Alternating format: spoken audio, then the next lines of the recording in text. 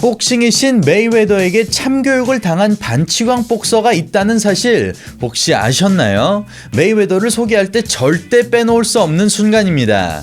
스포츠맨십과 흥행을 중요시 생각하는 메이웨더가 얼마나 화가 났으면 상대 선수의 목을 조를 정도였을지 상상이 안 가네요. 이때 서로 어떤 말을 주고받았을지 정말 궁금하군요. 오늘 분석해드릴 경기는 바로 복싱 전설이 노매너 반치광 복서를 참교육한 경기, 바로 메이웨더와 빅터 오티즈의 경기입니다.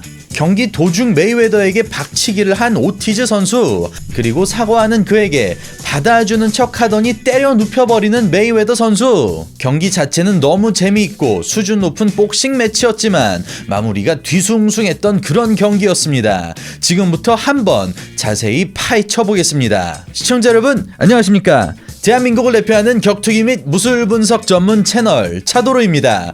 오늘 영상 재밌게 보셨다면 좋아요와 구독하기 잊지 말아주세요. 사실 이 경기가 잡혔던 당시 메이웨더에겐 16개월간의 공백 기간이 있었고 그의 복귀 전은 많은 선수들과 감독들의 입에 올랐던 경기였습니다.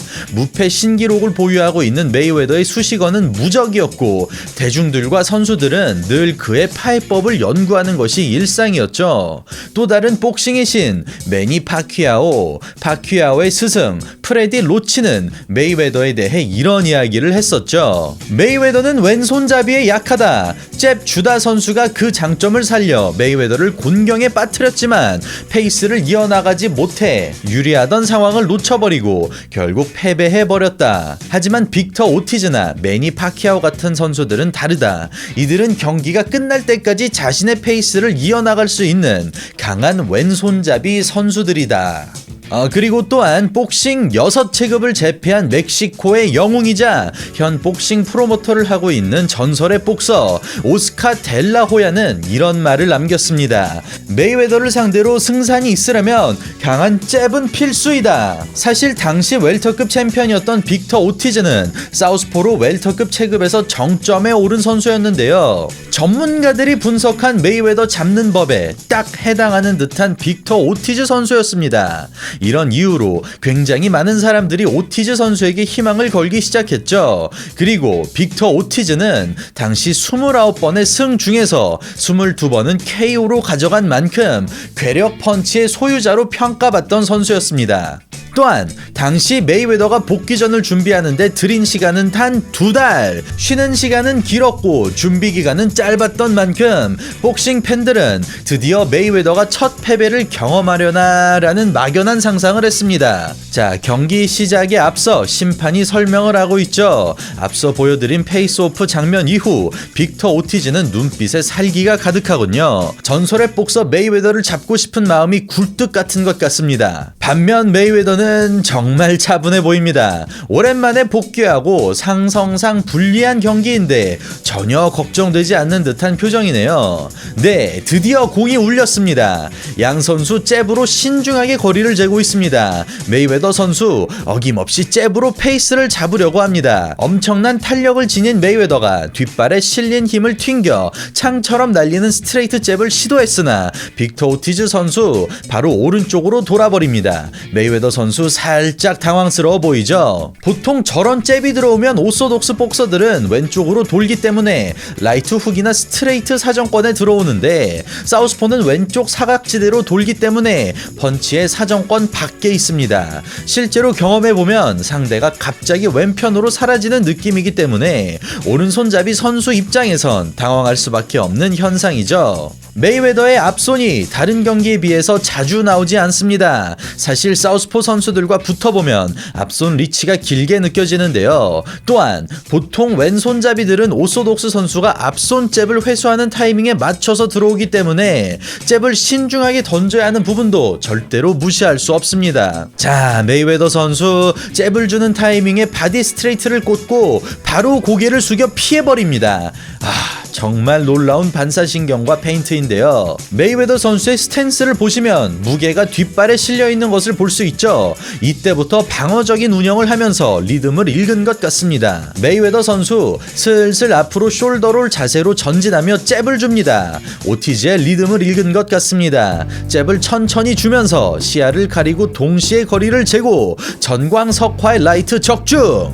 야, 저런 정확도와 스피드 그리고 반박자 리듬은 상대방이 절대 들어가지 못하는 리듬이죠. 오티즈 선수 바로 잽 그리고 레프트 훅을 크게 휘둘렀으나 메이웨더 선수 곧바로 피해버립니다.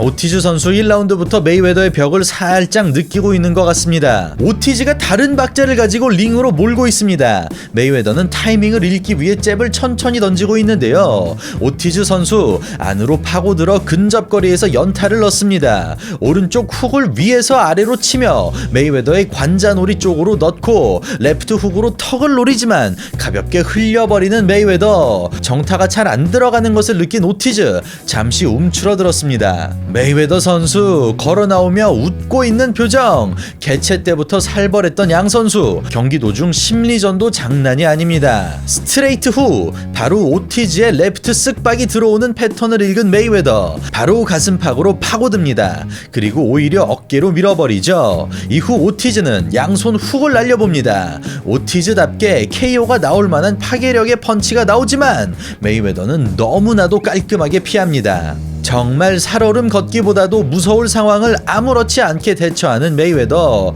겁이 없는 걸까요? 메이웨더의 거리 조절이 점점 안정화되자 잽과 스트레이트 명중률이 높아지고 있습니다. 오티즈 선수 첫 라운드부터 상당히 답답할 것 같습니다. 다시 한번 스트레이트를 뻗고 가슴 박으로 파고들고 어깨로 밀어 오티즈의 공격을 차단하는 메이웨더. 가볍게 오티즈의 레프트를 피합니다. 근접 상황에도 저렇게 가볍다는 것은 어느 정도 리듬을 완벽하게 읽었고 긴장이 풀렸다는 것이죠. 메이웨더의 잽 리듬을 읽고 공격할 타이밍을 계산하는 오티즈입니다. 깔끔하게 잽이 들어오는 순간에 레프트 훅을 치지만 이미 경험한 패턴은 바로 커버해버리는 메이웨더였습니다. 오히려 오티즈가 밀리는군요. 이 부분에서 메이웨더의 미친 듯한 재능을 엿볼 수 있는데요. 여러분은 혹시 눈치채셨나요? 사우스포를 상대하는 방법은 크게 두 가지입니다. 왼손을 주목하고 봉쇄하는 것과 바로 스텝을 잡는 것입니다. 말씀드린 이 장면에서 메이웨더는 때리는 동시에 자연스럽게 발이 오티즈 선수의 바깥쪽에 와 있죠. 이렇게 오티즈의 발이 봉쇄가 되니 오티즈는 바로 스탠스가 무너지면서 왼발이 뒤로 가게 됩니다. 즉 사각지대로 가야 하는 사우스포의 스텝을 막아버리고 공격과 방어를 동시에 하는 메이웨더의 미친 듯한 테크닉입니다. 와, 이것이 재능이죠. 오티즈 선수에겐 100라운드 같이 느껴졌을 1라운드가 그렇게 끝이 납니다. 묵묵히 2라운드가 시작되지만 역시 터치 글러브는 없습니다. 여전히 감정은 상해 있는 듯 하군요. 리듬을 읽어버린 메이웨더는 대담하게 파고들면서 잽을 주고 있습니다. 오히려 인파이팅을 하는 오티즈는 페이스에 말려버려서 정확하게 정타를 내지 못하고 있죠. 오티즈의 원투로 시야가 잠시 가려진 메이웨더. 이 상태에서 그는 원투를 고개 숙여 피하고 이어서 스트레이트를 때리려 준비하고 있지만 오티즈가 가드를 하고 있다는 것을 보고 바로 회수합니다. 이것이 2초 안에 이루어졌다는 게 정말 신기하지 않나요? 말 그대로 인간의 영역을 벗어난 운동신경입니다.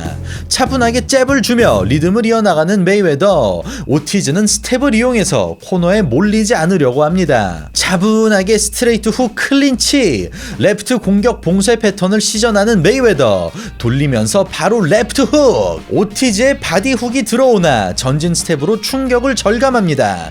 다시 숄더롤로 레프트 훅을 피하죠. 잽을 팔꿈치로 블로킹. 오티즈는 헛방을 연달아 합니다. 농락당하기 시작하는 오티즈. 오티즈 선수 메이웨더를 코너로 몰아넣습니다. 하지만 침착하게 오른쪽으로 돈 뒤 잽으로 조준하고 차분하게 스트레이트 적중시키는 메이웨더. 상대방 얼굴에 대고 있는 저 잽은 거리 조절에도 용이하지만 상대방의 시야를 가리는 용도로도 사용됩니다. 그렇게 가볍게 코너에서 나오는 메이웨더. 오티즈의 앞손과 거리 조절이 정확하게 계산이 완료된 메이웨더. 이제는 자유자재로 오티즈를 요리합니다. 오티즈의 잽을 바로 스트레이트로 받아치며 바디 스트레이트로 리듬을 깨트립니다. 겨우 기회 잡은 오티즈. 코너로 몰아 연타를 시전하지만 메이웨더는 곧바로 숄더롤로 연타를 봉쇄, 밀어내고 스트레이트. 침착하게 조준하고 다시 스트레이트를 꽂아놓는 동시에 코너에서 다시 나오는 메이웨더.